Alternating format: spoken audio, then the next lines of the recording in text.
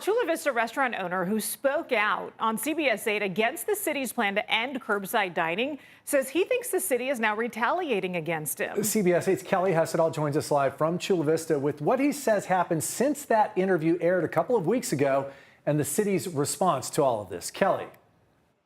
That's right, and the owner of Vogue Tavern says a lot has happened since that interview aired. Particularly, he on Monday got a notice from the city accusing him of violating city code with his parklet out here.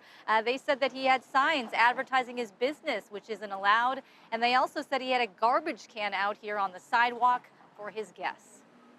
The day that I did an interview on the news is the same day that I was inspected by the city. I've been in business since 2019. I've had 0 violations in that time. I've had outdoor dining since 2020, and I've had 0 violations in that time. Trash can is right here between the pole and our ADA compliant deck. You know, there was no trash receptacle within 100 feet in any direction here on 3rd Avenue. So if anything, we're keeping this. And so there is Dr. Gonzalo Quintero showing us where the trash can was that inspectors say violated city code. And here's a look at the notice he received. Now, it's dated June 10th.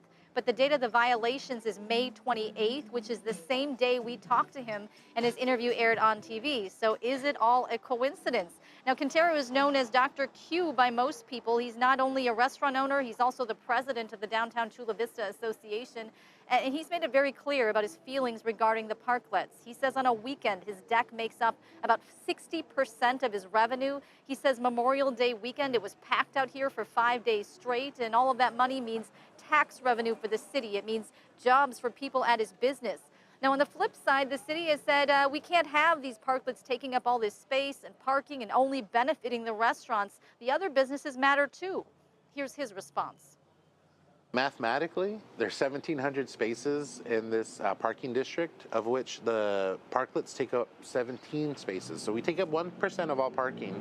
In our instance, there's a huge parking lot behind us. There's a giant parking garage on F that goes underutilized.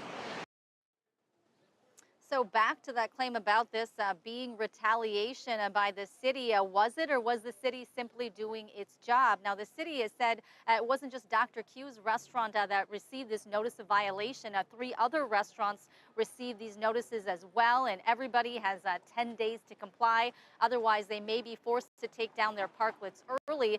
The city also acknowledged that Dr. Q has already corrected everything that was wrong out here on his patio. Heather and Carlo. Kelly, where do we go from here, especially for these business owners?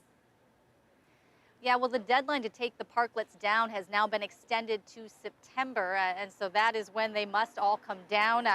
We know that Dr. Q's position is, hey, let's sit down. He wants to talk with the city. He says, let's figure out a way to make this work for everybody. He says, there is just a lot at stake here. It's people's jobs. It's all of this revenue. So he says he's not going to go down without a fight. He's going to continue these online petitions and trying to get his friends and neighbors involved in contacting the city as well. Yeah, we know they've been popular with businesses and customers. Maybe there's a middle ground here. Kelly Hessedall reporting live for us. Thanks, Kelly.